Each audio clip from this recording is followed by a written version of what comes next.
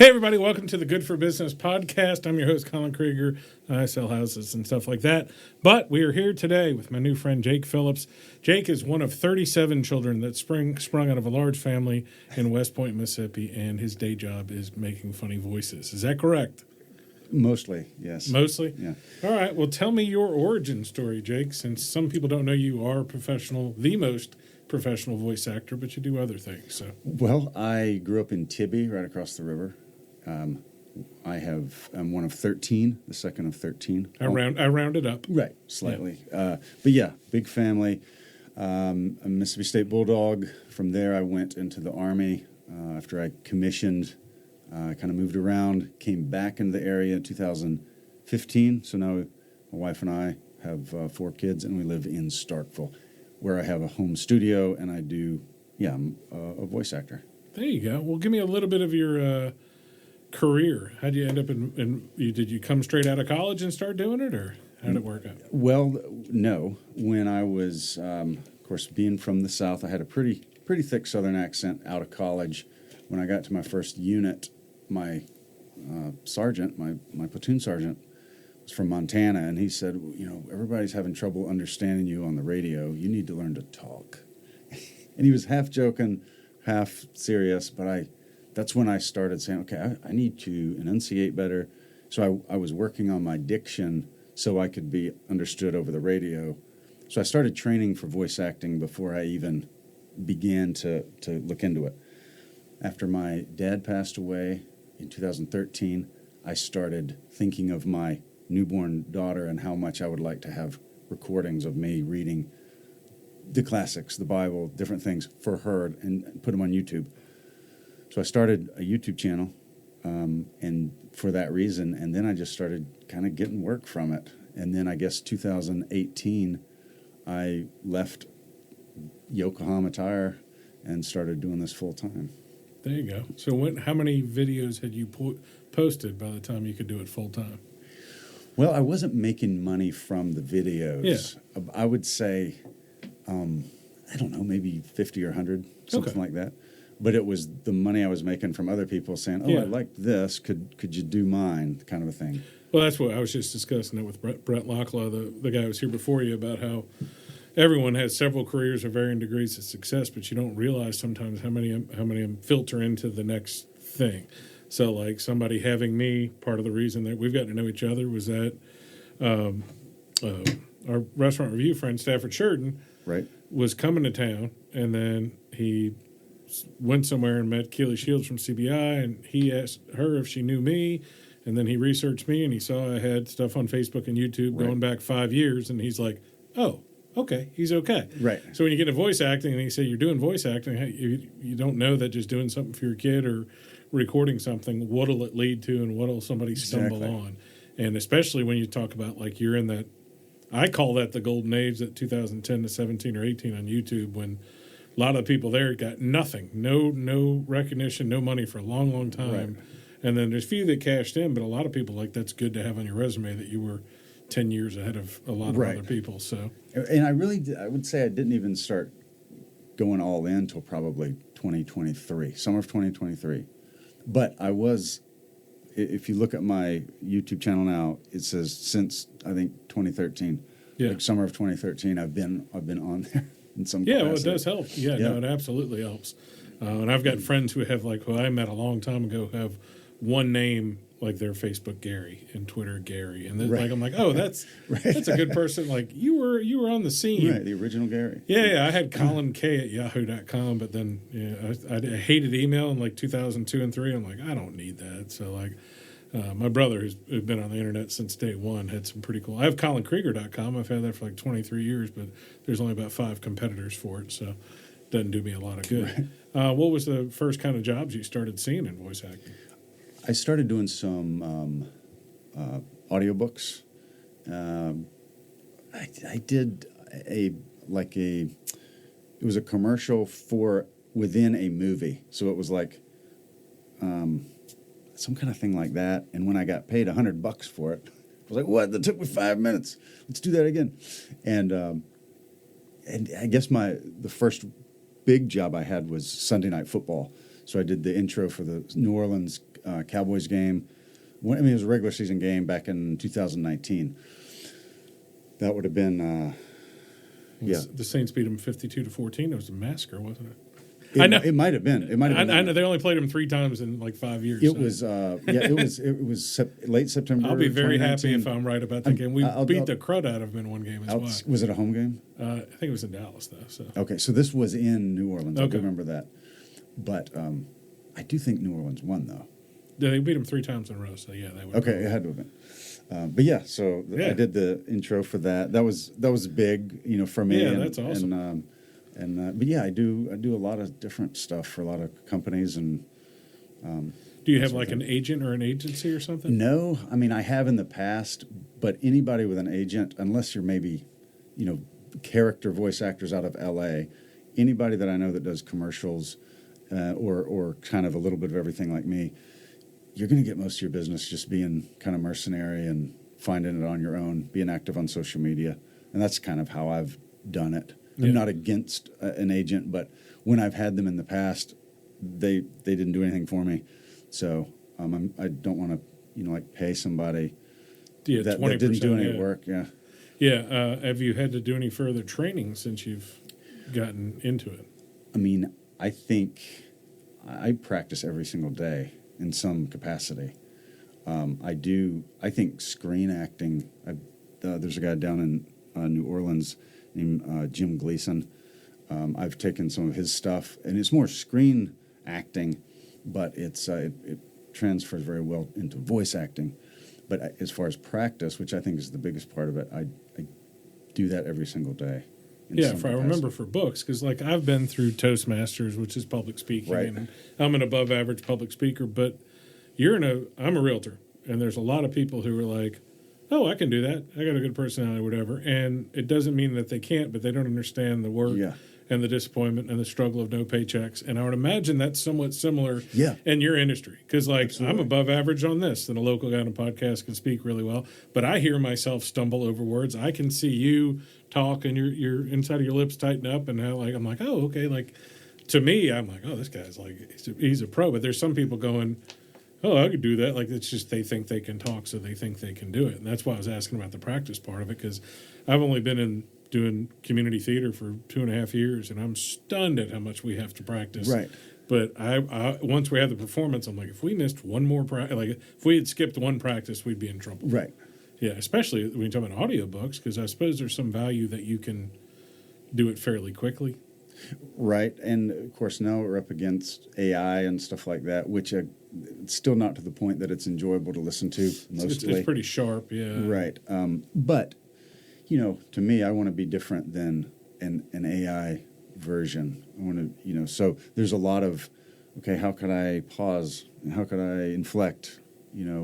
Whatever, to detail it and make it interesting for the listener. The best credit I can have to your profession is that Tony Robbins, who's definitely the most highly paid, probably most publicly seen public speaker outside of politicians in history. I definitely last 25 years. The last 3 books of his I've listened to, his audiobooks are done by a professional. Right. Yeah, he could do it. Right. Probably not worth his time. Right. $1 million an hour or whatever, but he didn't do it. Right. And I'm like, this is when. Then I was thinking about that this last week leading up to this. I'm like, he hired somebody. Right. It's the same argument as a realtor. I just need a grown up to handle this. Right. Who's going to do it right? And you could spend a tremendous amount of time. I listen to myself giving my lines for theater. I'll record them so I can listen to them. And I'm like, how much practice it would take to. I didn't go to the performance, unfortunately, but I did see you on the playbill for Hairspray, and I was like, whoa. I'll have to send you a secret recording of it. The best thing I did was I went on WCBS. I'm on every Tuesday morning. Today when we're recording, I get to go in there and talk about local events and stuff. And what had happened was I was going there so often helping out local events that they're just like, we'll just give you your own show. Please just come once a week. And the night before was our final week of rehearsals, tech week or whatever. I went up, and it was the first night I had to be in the wig and in the dress at the same time and in heels and in character. And I flubbed all my lines. I'm talking 60%. And this happens every week. Throughout the week, one person every night's just he would jump off a bridge. This is the worst ever. And I texted Keely Shields, who I'm on TV with. I'm like, I'm coming. She's like, what do you mean? I'm like, full character. You need to put my makeup on. I'm coming. She's like, oh, my God. So I went on TV to get myself over the fear. Like, much like you, I'm probably not afraid to talk in front of a bunch of people if I'm myself. Right. But being, I mean, clean shaven face, inner dressed, and so I went on TV and I was like, oh my God. And I didn't have any plan, but it turned out phenomenal. And then the rest of the week was a piece of cake because all my redneck friends saw me on TV, the ones who wouldn't come to the theater, so or aren't going to come. And even I always said that before I was in it. I would go to one of the 5 shows every year. Now I want to go like every time. Right. But I don't know. I always tell people it's kind of hard to do anything at night. I'm sorry. And Larry David from Curb Your Enthusiasm and Seinfeld, I'm like, I don't need to go anywhere at night. Or I love a good cancellation. Like, I don't want to do, I got to do something tonight at 6 o'clock with some dear friends. And I'm like, maybe there'll be a tornado, you know? So how many like audiobooks do you do a year? It depends, because what I do is a lot of classics for my own channels, like public domain classics. And my thing is I'll put Southern characters in them a lot of the time. Much like some of these wonderful novels here on these exact, the illusion is ruined. Exactly. Yeah. So, if you include that, that's going to throw it off. I would say I've done probably, 80 to 100 total so far. Some of which I get paid for by the author or publisher, and then some of which are me putting onto YouTube. So yeah. You making money on YouTube yet? Do you have enough subscribers? Yep.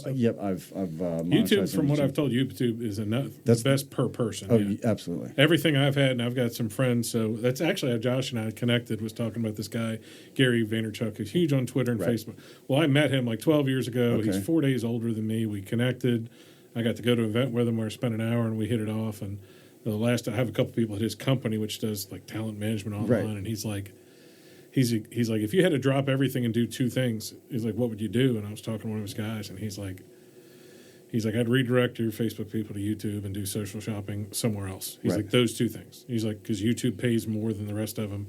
Their heavy hitters make more on YouTube than they do. He goes, other than the outliers in Instagram and TikTok. Right. But like, you're not going to make money anywhere else. Like YouTube, what it pays per million views or whatever is so much more valuable. It really is. And I have almost no views on our stuff. We don't hype it up. But as I've told a few people, like, I'm getting search results and being found by videos that I've posted to YouTube that have one view. Like, they're still searchable, and Google owns it, so that helps. And and AI is just cheating off Google. So like, I have people find me, and it'll be just a transcript from our interview. Nobody watched it, but it'll show up on ChatGPT search. So there's some value there. Right. Other than you hope the YouTube vaults will be here forever, but the evergreen content for your kids. Exactly. To be able to look, I'm like, it's my dad, which I don't have. I don't have any video of my father. I have one, there's some long lost tape recording. My dad was a professional singer, but of like that, but I don't, there's not nothing laying around for our kids. Right. So what's it like? I mean, you just get hit on social media today and they're like, what other audiobooks is, I guess, what I'm asking? Commercials? Well, I do, commercials. I do a lot of museum pieces. I was just out in Oklahoma this past week at the Oklahoma National Guard Museum, where I had done the narrations for the theaters inside the museum. And then I've done museum pieces for Sheikh Faisal Museum in Qatar for the World Cup back in 2022, for all the English-speaking tourists coming into town. I do tons of audio dramas and like animations and games that run up on Steam, things like that. So a little bit of everything. So really. I see you on a poster at Comic-Con. Are you? I'm not. I wouldn't say that level. Not, but I do a lot of because a lot of those people are going to be. They've worked for Rockstar Games or Red Dead, Call of Duty. Those kind of people. Those all have agents, and those all pretty much live in L.A. A lot of them. That's not me. I'm not really interested in living somewhere besides here. Well, it seemed like to those people who some of them I've paid attention to those posters since we had a Comic-Con here. And some of them, I imagine it's sort of a snowball thing. Like, they may not get more popular from anime, but they've done one character that broke huge. And then, of course, they're like, well, that's the guy that did that, so we'll get him to do this. Exactly. And it just builds and builds. So they'll get the one big character, like SpongeBob guy. Right. And then he'll get 20 other smaller ones that aren't that notable, but pays the bills, Exactly. Because he's like, all right, well, we know we can do it. Because I imagine this huge trust factor in when they're hiring you for the commercial, as I've heard tons of local people try to do vocal overs on commercials, and I'm like, Pay somebody. My judgment is somebody slightly better than me. That's who you need to pay. Right. It's somebody and I've done our little things here, but I don't care.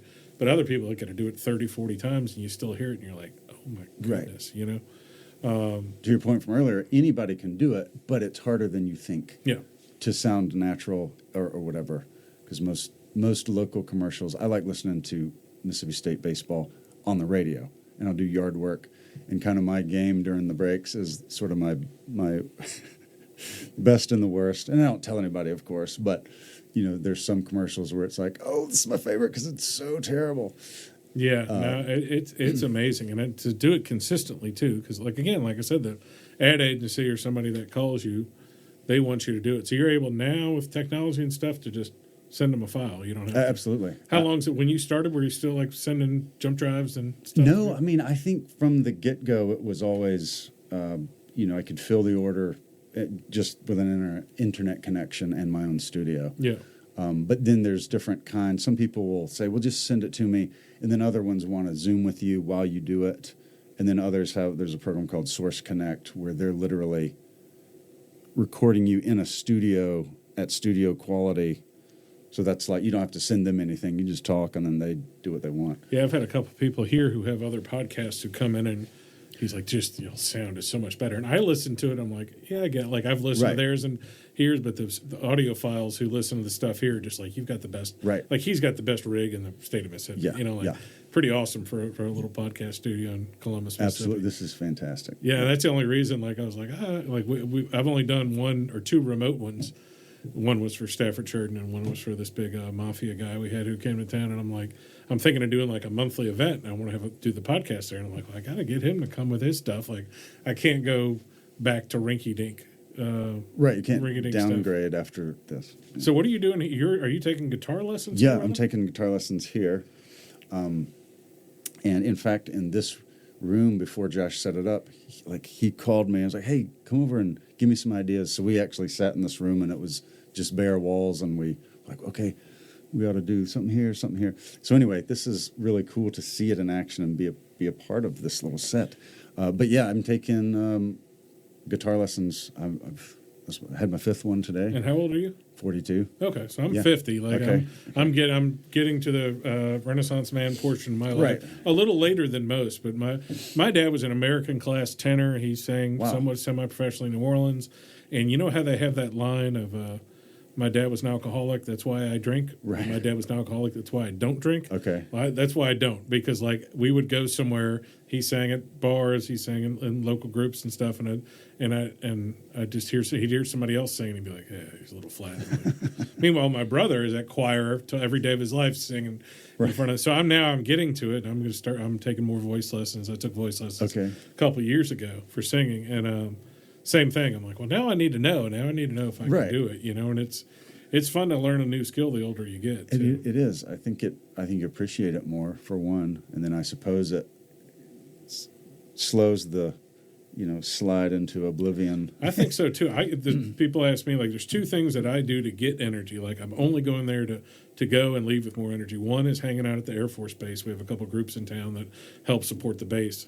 And I don't care what your politics are. You go there and see like 22-year-old kids about to fly in a jet, and you're just like, yeah, USA.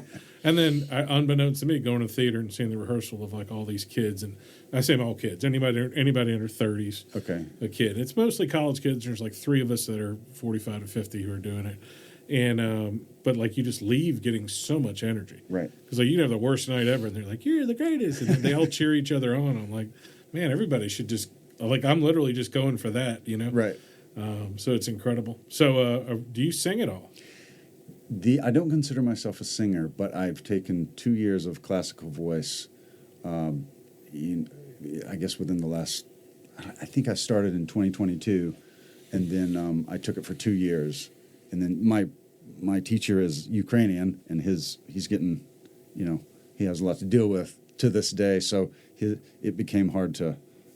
Where was he? Was it online or here? Yeah, it was online, but he was in the city of Dnipro or something, kind of in the central part of the country. Yeah. Anyway, so yes and no. Like I've had training, but I also have no experience. But that's a goal of mine, is to be on in a stage musical. So that's a goal. I know some people to talk to. So. Yeah, right. And Yeah, and then in the last year, I've sung in about 3 different productions. My character had a song to sing. Oh, okay. So that was the first time. I would I've imagine ventured that out. helps a lot for a I think voice actor so. to be able to do something like, oh, I can also Right. hang, or at least, hang. Because part of the discussion I had with Garrett Torbert, who runs Golden Triangle Theater, Isabella Powell, who's like his assistant 2 years ago. I like to say this and humble brag all the time. The 6 months before my 20th anniversary, I secretly learned how to play our song and sing it for our anniversary. Oh, and very I surprised her at her party. So I took voice lessons and I got exponentially better. Okay. Because I was just singing what other people sounded like. Right. And then now, like I was talking to Garrett, and I said, well, now I want to be the best musical theater singer I can be, not tenor or Right. Because it's a different genre. It's not completely different, but it is. Yeah. Yeah, there's a lot of, I would call it head voice. My dad used to call it head voice, like Right. pretending to be somebody else and not operatic or whatever. Right. I'm sure there's some actual distinctions. I apologize to all my friends about it. But yeah, no, I was like, if I had a goal, I'm probably too old by the time it happens, but like to be able to hang in The Greatest Showman. And we've got, usually there's 1 or 2 heavy hitter singers in each of our performance that are just, at least regional level, like not the best, like best in a few, incredible singers.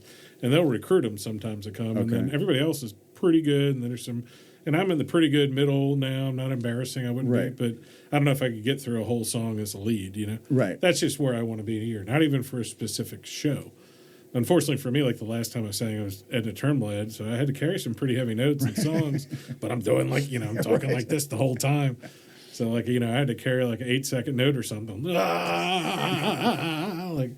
that doesn't quite count. And of course you have that, everybody has imposter syndrome. You're once you get quarter good at something, you think you're horrible at it. And then I'm like, well, I kind of got this pass, like to be a woman who sings bad, acts bad, and forgets. And I'm like, I feel like I got a pass. So I don't know. I'm not sure I'll ever be in a dress and be shaved down again. I don't know if I can handle that. But You never know. I don't know. The night is young. There's other plays to happen like that. What's the, I don't know, have you done many cartoons, anything? What's the most noticeable thing if somebody's going to find you, other than me looking back to the Week 5 Dallas at New Orleans Saints game?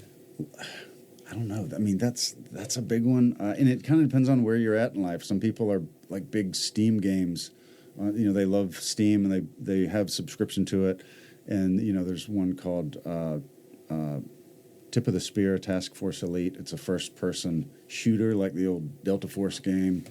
It's kind of early generation pre-Call of Duty, but that style where you see the rifle and you can hear the the command. So I'm the Allied commander, like, all right, hey, move to the checkpoint, that kind of stuff. That one.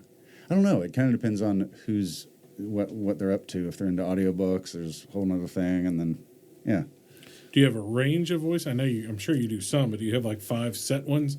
Like, do you have a set? Like, if somebody said, "Hey, we need a reel for your 10 best voices," do you have something you send to people, or do they not? I do. Like I have several reels and stuff on my YouTube channel. But name the YouTube channel so people can find it. The Cultured Bumpkin. Oh, okay. So it's that's where I put. I do a lot of skits, classic literature inspired skits, but then I also put my audiobooks on there as well. So normally I am a hero or a villain. That's usually what I end up playing. Usually a villain. But then it just depends if you have an accent. So if you have the whatever part of Britain villain, whatever part of the U.S. villain, well, you can have 10 different villains just right there, just based on it's the same villain, just a different accent. Well, then if you start adding in, you talk back the throat, or, more like this, as opposed to, maybe through the nose. Maybe you're just as diabolical, but it's more up here. Then you can exponentially add how many characters you have based on, one little tweak. Yeah, I've seen, what's his name, does all the imitations, Frank Caliendo. Yes. And I watched a whole podcast episode of him on YouTube. Oh, he's a master. And he talked about how he builds off them. He's like, this is so-and-so, but if you do this and hold it this, it's him. And so he's like, I've gotten broken down to these 12 bases. And he's like, these are the 12. And he goes, that's where I go from, if I tweak it a little, it goes here. If I tweak it a little, it goes here. And he's just, in his mind, that way I know, like, that means these 5 people. Right. This means Seth Rogen and so and so and so and so, and this means Denzel Washington and so and so, and he's got the starting point, and so he knows that, like, worst case scenario, if I can't find it, I'm about to go on TV recording, I'll start with Denzel, and I can get close. Right. And he talked in one of the 2 podcasts I listened where he was talking about, like, they're like, do you ever miss? Because he does live stuff all the time.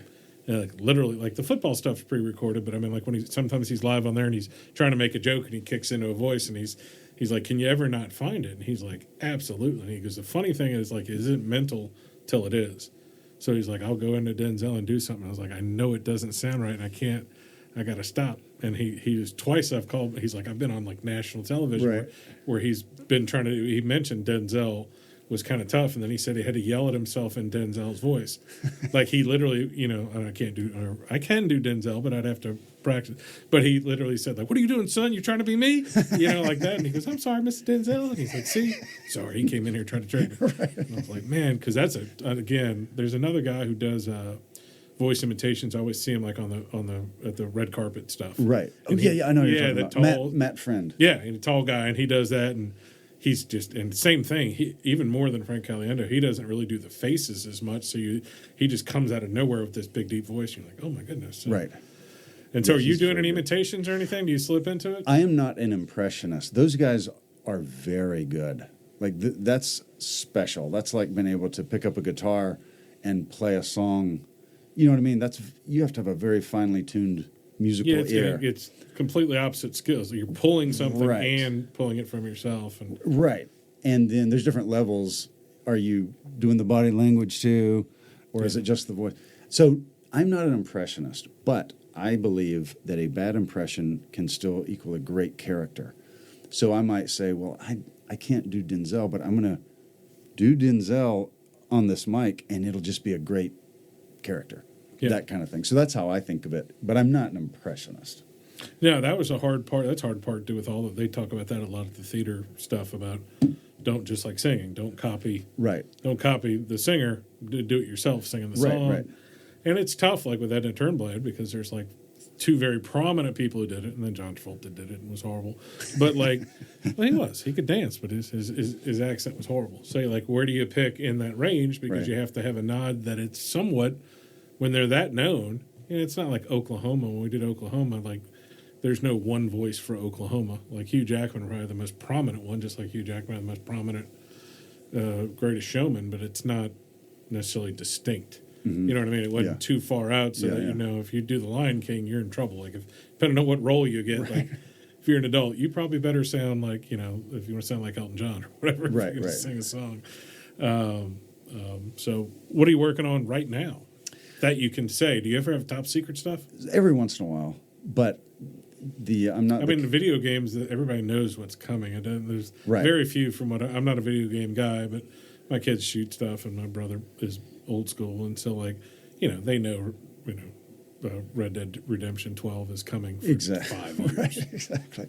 I am, from time to time, I'll do like an NDA, but I don't ever.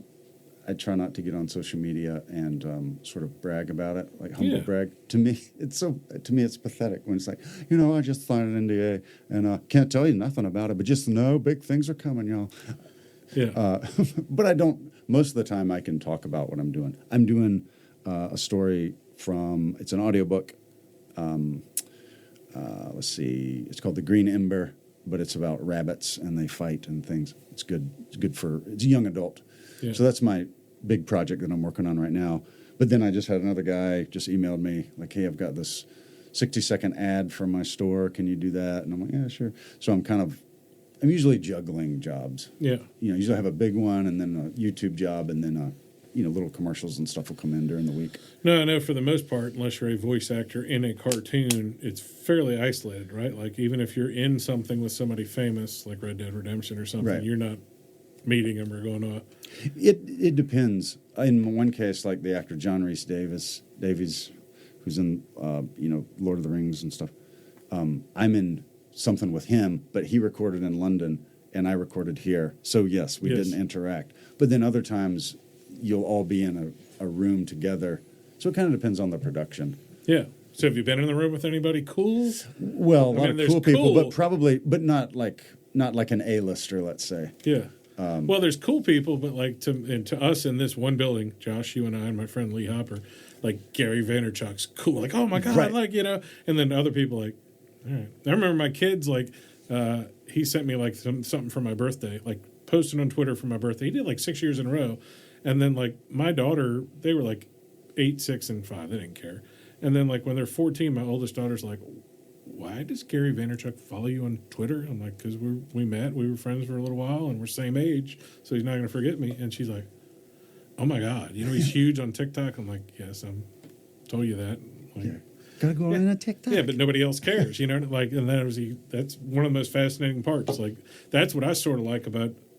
I have some local notoriety here, but still 80% of the people don't care and don't know who I am, which for me as a realtor fascinates me. Like, cool, there's more people that could get to know me, and maybe I'll get some business. But so any brushes with fame in that respect, or do you get to go to a premiere every once in a while? Every once in a while, I would say I grew up listening to a radio show called Adventures in Odyssey, and one of the main actresses on there, I grew up listening to her, and then now I've had a chance to act with her in several things. So for me, that was a big moment for me. Yeah, she's not a Hollywood A-lister, but to me, that was like, this is so cool, because I grew up listening to her. But no, I don't think I've nobody like Denzel or Well, Morgan the video Freeman game or something. stuff, there's people who like. One of my most endearing qualities is that I don't have much deference to people, like unless I know them or have done something. So, like, I sat next to some like the most popular hunters in the world at this big event with my buddy Nathan, Right. And just because we were there early, because he was like one of the hosts, and I just talked to him for whatever. And I'm like, and right at the end, I'm like, explain what you do again. Is it ducks or turkeys? He's like, yeah, whatever. And like my buddy Nathan's like, all right, Colin, we got to go. And there's like 300 people in line to get his autograph. I'm like, good luck with the ducks. And like he's just like. Because I don't hunt, I don't care. I'm like, all right, well, good for you with your stuff, and so like that, and I, to a certain extent, like I've been in the media, and that's how it is. Like you go to a crime scene or something, you're all professionals, you get off, and I would imagine that when y'all are in group, like if it's a bunch of Hollywood actors, the scenes I've seen where a few of them are in the room doing voice acting for a cartoon, they are kind of playing around and playing off each other. But I would imagine there's some of that, but y'all might be like when we're doing our final read-throughs for rehearsal for a musical, you're like, da, da, da, da, and you do like you're just not even be like, oh, I'm Right. exhausted. Get me out of here. I'm like, don't look behind the curtain sort of stuff. So Yeah. Ducks Unlimited, I do a lot of stuff for them actually. oh really? Yeah. But I think it's cool that people aren't going to have heard of me, and yet I make a living at it. And so for those people, because there's a lot of people that want to get, like, that would be cool. I've always wanted to, didn't know how to do it. People can actually make a living at this, even in the AI age, and I might say especially in the AI age, because there's a movement towards using human creativity. Yeah, and it's being pushed a lot harder by the under 35 crowd. And there are some, they talk about, it used to be called the gray hue, that, especially in the first 2015, when any CGI was used in a movie, it had this gray haze on it. It was a little hard to see. And it was actually better before then because they spent more time on it. Right. Now they want to put it in every scene. And like, I watch Transformers and I'm not impressed because it's just so much overwhelming just crud. And like with voices and stuff, I can still hear it. I think I'm at 100% of the little sharp cuts on the stuff. Right. And if I hear it on a podcast or like I'm listening to old motivational tapes, but people now are doing AI. They're taking old public domain Jim Rohn stuff and clipping it, but nobody's listening to it. They're just constantly posting it. Right. And I'll listen to something, and then his voice will come in like, if you want more motivational speakers, like, God, Right. Dang it, man. It's like the same tone, but I know that's not Jim. Yeah, and I'm like, man, and then they like missay one word. I'm like, ugh. Come on. Right. I'm like, come on. And there's certain people nobody's watching. Like there's copyright stuff out of there, and there's other people, I think probably the most, and I had never found an article about it, the most defensive person I've probably ever seen is Will Ferrell. Like there should be millions of GIFs and stuff for like Talladega Nights. And I guess because he had College Humor so early on, they must be just really protective of it. Like, and it's funny, you look for it, you're like, oh, Talladega Nights has all these quotes, and you go to find them, you can't find them. And then like I've created uploaded them like Imgur and other places, and they get copyrighted like right away. And maybe it's because it's so big that they recognize them. Like I had a friend who used to go around with an app in like 2009 and 10 on his phone, and he'd go around to gas stations and restaurants and bust them for BMI and ASCAP violations. You know, like because like they're playing the radio. You're playing a radio station you're not supposed to play a radio station if you have a public venue. Right. You're not supposed to play a radio station at the gas station. Right. You're supposed to be paying the artist for the music. So he would go around and do that with an app, you know? Mm. And now I'm told, like he was telling me, he's like, yeah, it's kind of dying down because it's actually on everybody's phone already. Right. I'm like, what do you mean? He's like, so like Amazon wants access to your microphone and it's listening everywhere you are. And when you turn on location services, that's my job. Dang I'm it. like, what do you mean? He's like, Amazon is listening to your stuff. It's the same reason that you say, you know, brown Birkin purse, brown Birkin purse, brown Birkin purse, and then see what happens to your phone. And it doesn't always happen, but it happens, you know. Yeah. And he's like, they're doing that to pull copyright stuff too. So That's crazy. yeah, that's what he said. He's like, a lot of people, like he's sort of like the theory that if the FBI wants to get you, they could get you because Yeah. every single person's violated copyright law, Right. in some capacity, Right. Like just this, it's the modern day spitting on the sidewalk they used to bust mobsters for. You know?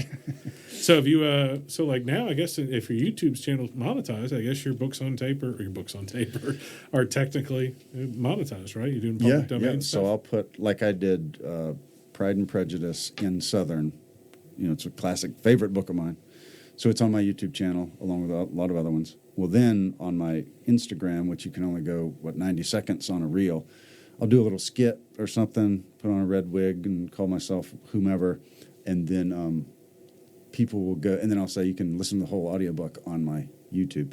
So to your point earlier, I try to funnel my audience onto YouTube as much as I can from my other, you know, from TikTok, Facebook, Instagram. No, the Facebook like 3 years ago was doing good for me on 1 million views or whatever, and I'm still getting the same traffic or better, but the money's less, and it's not that much money. TikTok, same thing. A lot of people said after it got regulated, or America took it back and then gave it back to the Chinese or whatever, and then it just messed everything up. So, Yeah.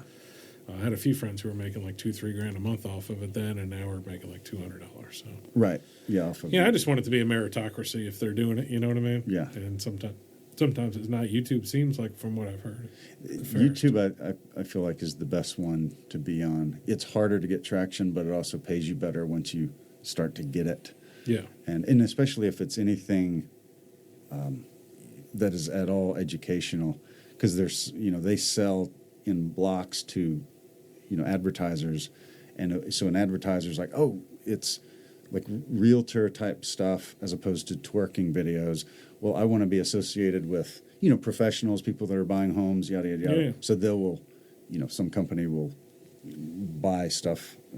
So do you just run their ads on your stuff, or do you have people buying ads Have you been approached by people like that? Or? Well, from me, YouTube is going to run ads whether you're monetized or not. Yeah. Once you're monetized, you just get a little cut of it. I haven't done anything besides just whatever they, you know, I think in my case, I'm in like literature and culture sort of category.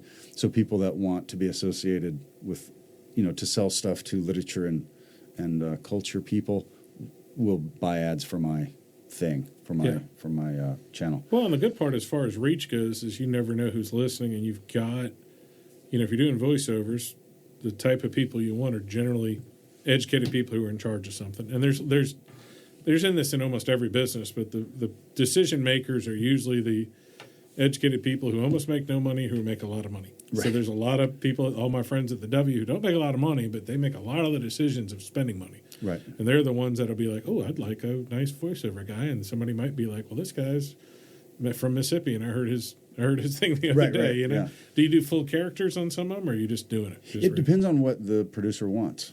So, like, there's Methodist Hospital down in Jackson. I'm working through someone in the editor is from Michigan, so I'm working with a studio in Michigan to do a thing in Mississippi. But they wanted it to sound not hick, but it to just barely there Southern accent, so it sounds like somebody from around here that has gone to Methodist for care. Yeah. Is that kind of thing. So it sort of depends. Some people will say, I do not want a hint of a Southern accent. And then other places, especially Texas loves the sound of their voice. It'll be like, make sure you have the Texas accent. Well, people mention all the time that I don't really have an accent, and I'll if I go to New Orleans for a little while, I'll come back with a sympathetic thing. But my dad, I mean, beat it out of us because he was diction and singing and opera and stuff like that, and my mom had a Georgia Peach accent, but it didn't transfer, and we didn't get the New Orleans one either. If he heard our tongues dragging or anything like that, hey baby, hey darling. Now I came up here and I was hey baby and hey darling, and I do have a sympathetic accent. Like I have a couple different country accents. Right. Not very, sometimes intentionally. I can answer the phone and find myself in it. But if I go to Ducks Unlimited all night, I'm a little, hey buddy, hey buddy, how you doing, buddy? Right, exactly. And my daughters, for the most part, don't. My youngest a little. They tease because we didn't have an accent. They're the only kids in school, and then you hear kids do the Pledge of Allegiance, and that's where the country accent comes out, because the collective group is, I pledge allegiance to the flag of the United States of America. And so that's all my kids do, that imitation, because they can't get through it in class because they're like, oh my God. And they live in it. So how much you get to travel for it? I would say I can do 90% of it at the house, but I'll go to, there's a studio in Chicago that I've been to multiple times, and one in New York. So usually it's one of those two. But then I can source connect, remote into any studio in the world from my own. So I don't really have to. And that's what I like about it. Do you use that for when you were taking voice lessons? What's that now? Did you use a Source Connect thing for voice lessons, or were you just YouTubing it? I mean, zooming it up? Most of the things that I've learned about the industry. For singing voice lessons, I mean. Oh, yeah. I would say, no, we were just doing Zoom. Okay. So, I'm not fine-tuned enough that he needed better sound quality than Zoom. I was about to ask, like, how good are you? I'm like, Zoom level. Zoom level, yeah. Community theater, summer stock, like, that's where I am. And he was like I said, Ukrainian, very, we would say manly, masculine. And if you, like, why you sound like baby? No. Oh, like he was ruthless. He hurt my feelings every single day. Oh, that was tough. But I got better. Yeah, no, it helps. Like I've taken a few dance lessons. Holy cow, that'll hurt your feelings. And I'm rather delicate on my feet for a big man, but like, it's tough. Yeah. So like, it's Kristen Budlove who runs Warehouse Dance Studio. Like she's tough, and that's the hardest part in like musical theater is when you have to keep up with the dance, because like if I say there's 30 kids, 5 of them can sing, 2 of them can sing. Well, 25 of them can dance. Like, because that was just part of growing up. Right. There's a lot less. They weren't the singing troupe when you're 8 years old, but there was dance and gymnastics. So they're like, she'll be like, play, jazz, move. And I'm like, what just happened? Like, that was my first lesson in Oklahoma. I was like, first of all, I'm like, when did it say the old man dances in this thing? I thought I was over there holding a gun. They tricked me. The whole time. So how do we're getting kind of close to the end. How do people get in touch with you if they want you to do something? Look it up there. YouTube is the easiest way? Yeah, YouTube, Instagram, and TikTok. I am the Cultured Bumpkin. I do a pretty good job about responding to DMs and such on there. And you can check out my stuff, see if you want to reach out. Yeah, I've thought of people in the community like Nick Parrish at Burns Dirt and Josh's sister at Allegro, who probably I know Burns Dirt does like training videos and stuff. Right. And so I'm starting to think of like in my mind, and I met somebody today who's going to be doing some development stuff for like a bunch of the big factories out there. Right. Yeah. Now some of those factories are doing stuff at a national level and just handing it down, but I imagine they need some training videos every once in a while. Yeah. So I do a lot of stuff for like Cotton Incorporated, about their, stuff, and it just goes out to wherever, like you're saying. I do a lot of things like that. But social media is a great way to get up with me. Okay, the easiest one. And tell me about your family. Where do you live in Tibbee now, or where do you live now? We live in Starkville, kind of between Columbus and Starkville, out near EMCC, out in the woods, kind of that area. 4 kids, 4 to 12, and a lot of fun, a lot of energy, and And where are the rest of your siblings? There's 13, right? That's right. I met Jesse, right? You've met Jesse. I've got a lot of us live in the same neighborhood. And is it Sessoms or is it not quite? Well, it kind of is. It's a Starkville address, but it could just as easily be Sessoms or Artesia. Yeah. But Jesse and I live on the same street, along with our mom, and our youngest brother Joel has a little place. And they're all J's. This is in no way confusing. Yeah. And then another brother lives like several houses down. Also on Who's same the street. shortest? If you're listening to this, you can't see him. He's somewhere between 6'2" and 6'5", depending on what convenience store he's walking out of. So, our brother, who is he's in like special operations, a very bad man. He's the shortest. He's only 6. Just from jumping out of helicopters? He's only is that 6. Well, he's 6 feet tall. We've always called him the runt. It doesn't help to smack the ground as many times as he has. Yeah. Yeah. So how many of y'all were in the military? Because you're 4. Jesse. Okay. 4. Yeah. All right. And how many other brothers? I guess that'd be 9 brothers. Yeah, 9 brothers. Oh, so, I got that. Yeah, right. yeah. Okay. So it'd be 5 other ones haven't joined. But they're still tall. They're still tall, except for the one. He's only 6 feet. Were y'all homeschooled? Did y'all go to? We were. Okay. We were. Did and y'all then, dominate the homeschool basketball league? I'm sure there was. well, flag football. Yeah. Yeah, we didn't have a basketball team, but we did have a homeschool team. We were very good in those circles. And then, but yeah, I think, most of us went to college, Mississippi State. Two of my brothers have played at Mississippi State. But yeah, hometown family. Yeah. Y'all can say we're big in Starkville because you're literally big in Starkville. Exactly. Do you do any farming and stuff? I've seen Jesse do a little bit of farming or messing around on a tractor. I don't know. My version of farming as a city boy is like you own a zero turn. That would be, a box where you keep some herbs and vegetables. But I'm not. Yeah. I wouldn't. You're in tomato country there. Yeah. Tomato country, maybe a little basil, a little rosemary. That Do you know Joe McGowan, the artist?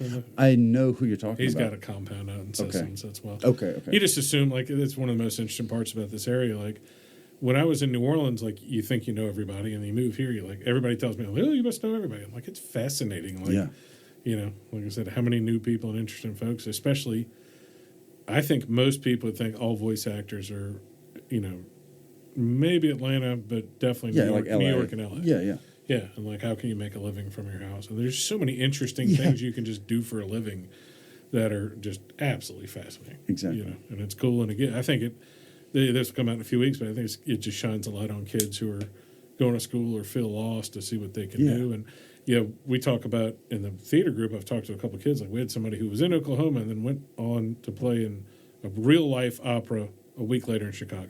Wow. And they talk about, like, well, it's hard to make it, and they're like, well, they mean make it like be the lead or get into movies or whatever. But they're like, you can be a working actor. It's just tough in New York. Yeah. Like, it's so expensive, and the grind. You're doing 27 shows, like we do 3, and I'm like, all right, Right.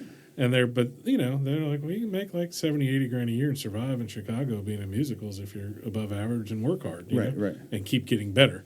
Right. Because there's always somebody coming right behind you. That's why I'm always like, every year I'm like, all right, I gotta learn AI. I gotta learn this. And even if I don't like it, not be resistant to it, because there's so many things that are just, I hear other realtors like, I don't want to do this stupid stuff. I'm like, all right, like, the last guy with the horse and buggy. Right. While everybody's driving off in a car. Right. So, where do you think future voice acting is going to happen? I don't see a big impact. And I think the more in the creative space and arts you are, I think the safer you are from any AI. Personally. I think if you... there may be a turning point when the AI robots, who are almighty and powerful overlords, and we all love and respect them, all praise AI. Make sure they, when they do take over, there may be a turning point when that happens. It ain't happened yet, especially in the creative space. But Right. I think the better you are, the harder it's going to be for them to take your job. But you're also in an industry where the people writing the checks and handing off are also they should be smart enough to rely on other creatives. Like, it's an insular society. Like, hey, Right. I need you to stay too. But even if it's just about the Benjamins, which it generally is, people, I think, have found, like 2021, 22, they're like, oh, I just punch it in and I'll have what I want. They've been doing that long enough that they're starting to see, like, no, you kind of need a human that knows how to take direction. And you're going to end up, once you use your tokens, you just pay a person and it'll be better than AI anyway. And, this has been my best year in several years. Yeah. My best year in AI, I would say. Since Well, we AI were has been a told in thing. real estate, they're like, the small towns will get eaten up by this AI stuff, and all. It's going to be one of my best years ever. Yeah, that's awesome. Same thing. Right. Yeah. And, like, The only part I don't like from a marketing standpoint is that like AI had a brief time period, just like Facebook did and everything did, where it was egalitarian and fair. Like it was just here, and then all of a sudden ChatGPT, and they signed up with Zillow, and they partnered with this group. And so like now the search results on those things aren't that much different than what they are on Google. A year ago they were. A year ago they were more meritocracy. Like, oh, if you're the best. And now same thing.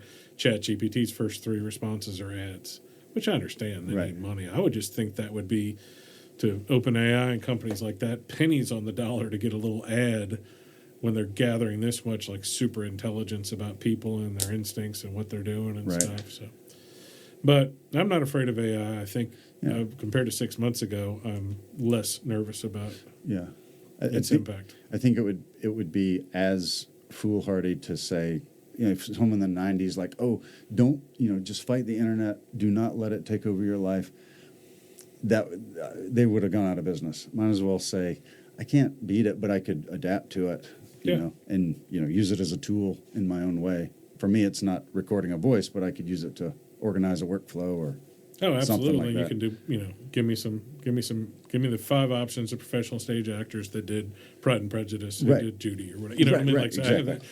Okay, so I probably shouldn't do that.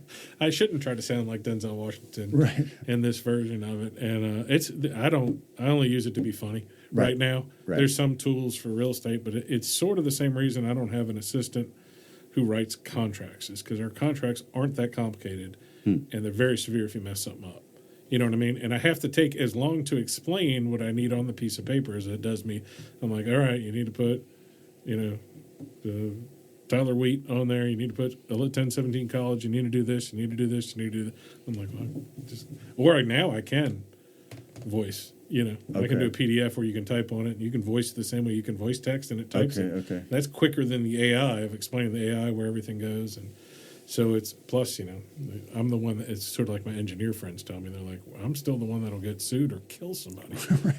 Yeah. The people that are probably the most in trouble consistently that I've seen and talked to are the levels of law, attorneys and law. So there's some of the first people that are starting to go away in bigger cities and, where they can research thousands of documents in seconds and they give you some suggestions, But there's not we have a shortage of attorneys like we have a shortage of everything. So, like, and I'm not going in to defend myself from a felony with something I found on the internet.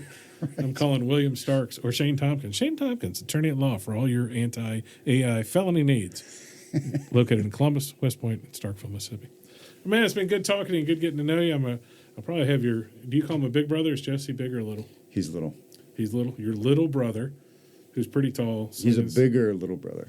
What does he actually do for a living? I didn't ask. I mean, he's world-class cinematographer. Okay. I mean, he's had I've seen his stuff. I've listened to his podcast with Stafford about some of the documentaries he does. Yeah, he's doing a thing out at Sundance. I mean, he's amazing. He's a grown-up. Yeah. No, it's amazing when they can come out of a family that, I call it, that dwells in possibility. Yeah. Y'all could have easily been, maybe some of them are, but like y'all could easily be this country bumpkin family that grew up with a bunch of tall kids and just said, well, you can't you can't do anything. You're in the ruralest of rural Mississippi. And have some parents who obviously believed in you and instilled something. I'm not sure if usually it's one of the two. They either told you sucked all the time and you overcame it, or they're ridiculously positive, which my parents were. Where it's like, you're going to be fine, you're going to be fine, you're going to be fine, you're going to be fine, you're going to be fine. Yeah. We had the latter, the good parents. Excellent to hear. Yeah. All right. Well, thanks for coming on the show, man. Thanks, Colin. Hey, guys. Thanks for listening to the podcast. My name is Colin Krieger, and my day job is real estate. If you're looking to buy or sell, I'd love to talk to you. Or if you just want to sit and talk real estate in a no-pressure situation, I'd love to help you. I work with RE/MAX partners in Starkville, Columbus, and West Point, Mississippi. I can help you find an agent anywhere in Mississippi or anywhere in the country. Just reach out to our office at 662-327-7705 or find me anywhere when you type in 662-329-SOLD.